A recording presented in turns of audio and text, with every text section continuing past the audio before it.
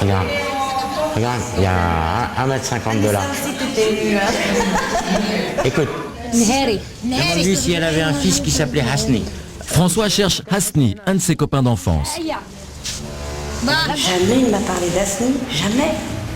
C'est ça que quand je l'ai vu qu'il faisait ça, tu sais, j'ai dit ça y est, il y a quelque chose qui se débloque. Sa mère, sa mère s'appelle Khaira. Haïra, elle est toujours vivante? Non, elle est morte, ça fait... Et Hasni, elle est toujours vivante. Oui, nous l'avons. On a la rue Marcel Serre, d'Ahmed Saad. Une voisine les emmène. Elle trouve la sœur d'Hasni. C'est Monsieur Lopez, je sais pas si... Monsieur Lopez. Aïe, aïe, aïe. Et voici Hasni. Paquito, François. Cela fait 44 ans qu'ils ne se sont pas vus. C'est la première fois que je viens ici. Il y a longtemps que c'est pas venu. Je ne sais pas comment l'expliquer, quoi. Il s'est passé quelque chose de phénoménal, parce que c'est une émotion. Moi. Mon beau-fils pleurait comme une madeleine, tout le monde pleurait, moi je pleurais, tout le monde. On a fait pleurer tout Oran presque. Et moi je me souviens en 62, quand on est parti le 30 juin 62, que mon père a pris le sac de vélo qui est parti, il y avait ta maman et ton papa qui a attrapé mon père et monsieur le Je ne t'inquiète pas, je vais Madame Lopez, oui. Madame Pérez. Et c'est Fatima qui remémore à François tout un passé qu'il avait gommé. Madame Soler, on allait faire voler les cerfs-volants sur la route de la Seignane. On allait aussi à la Montanica, on mangeait des gazpachos. On mangeait à table dehors, chacun sortait sa table, on mangeait, et puis on formait une famille là-bas. Je me rappelle d'une chose. On n'était pas des voisins, on était vraiment une famille. Voilà, ça c'est beau ça. On n'était pas des voisins, on était une famille.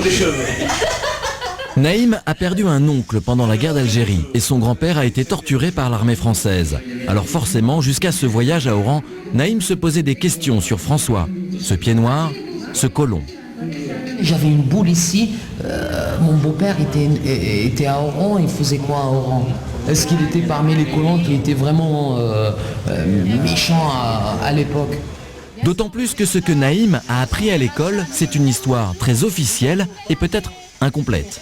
Ils ne nous ont pas montré d'amitié entre des Français qui étaient à l'époque ici et des Algériens. Ils ne nous ont pas montré ça. Ce qu'ils nous ont montré, c'était que la guerre. Que la guerre. Pour Naïm, voir son beau-père à Oran entouré de ses amis d'enfance a effacé les doutes.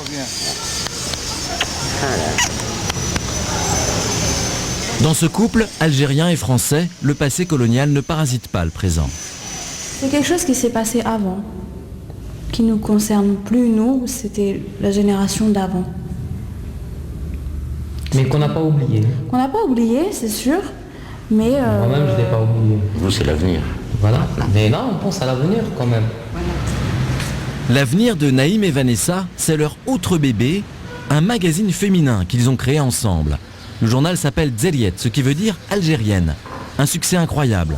En un an, Dzeliet est devenu le premier titre de la presse magazine en Algérie, toutes catégories confondues. Je garde ce visuel parce qu'il est intéressant. Juste de me trouver une photo dans la banque de photos. Dans le journal, tous les sujets sont abordés, y compris la sexualité. Pas de tabou. Mais Vanessa, qui est la rédactrice en chef, est prudente.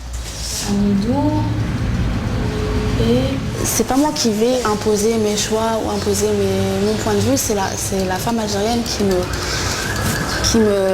elle me nourrit de son opinion que moi je vais ensuite retransmettre au travers de mon magazine, tout simplement. Naïm est le directeur du journal de Vanessa. Il a fondé un groupe de presse, c'est un jeune entrepreneur plein de projets. Il a rendez-vous dans le centre d'Alger avec des amis.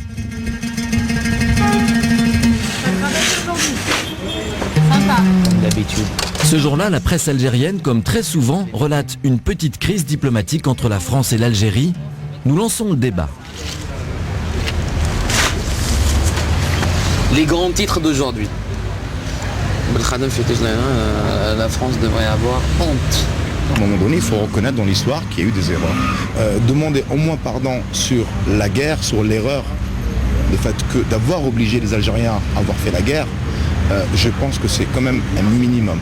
Là, je parle de relations entre gouvernements. Parce qu'au niveau de la population, il ne faut pas rêver. Je veux dire, tout le monde a des amis en France. Il y a plein de Français genre, qui ont des amis en Algérie.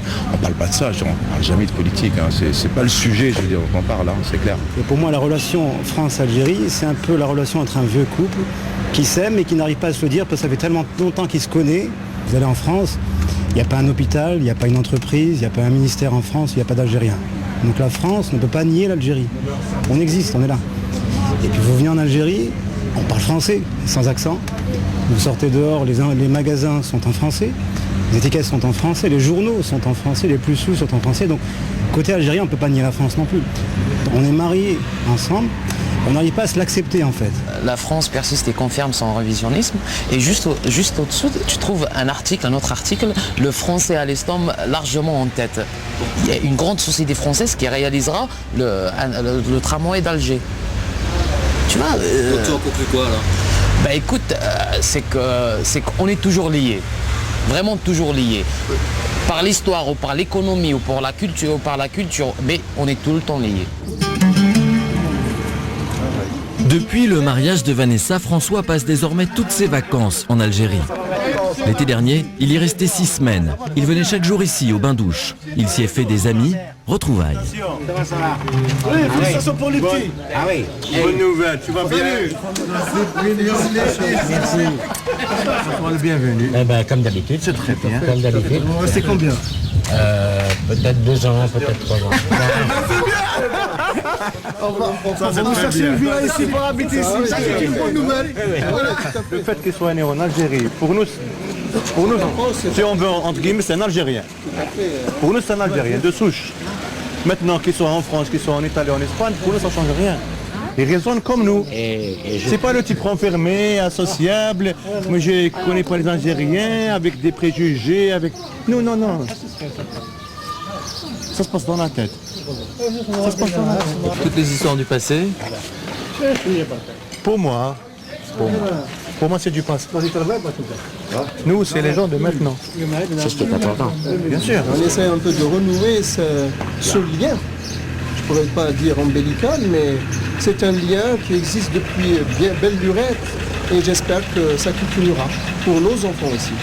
Et c'est déjà beau, hein. Naïm, c'est un enfant d'Algérie. Et Vanessa, une enfant de France. Bien sûr. Bon, on fait un petit tour. Je vais aller faire un petit tour là sur la plage. C'est un peu bête ce que je vais dire, mais j'ai l'impression de me retrouver 40-45 ans en arrière. Quand je vois les gens tellement gentils, vous l'avez vu comment j'ai été accueilli. C'est ma famille, c'est mon pays. C'est peut-être ce qui m'a manqué.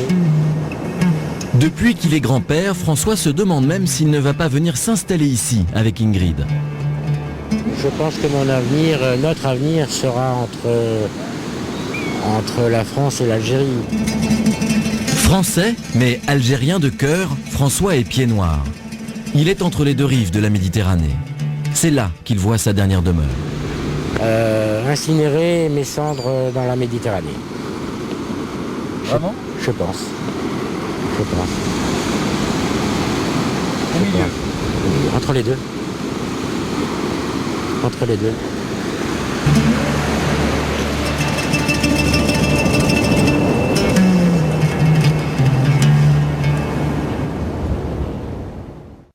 C'était Quand l'Algérie était française, une soirée préparée par Serge de Sampigny, Jean-Marie Tricot, Valérie Troisier. Réalisation Sébastien Deveau, production Vanessa Varon, assisté d'Éric Cantaviscaille.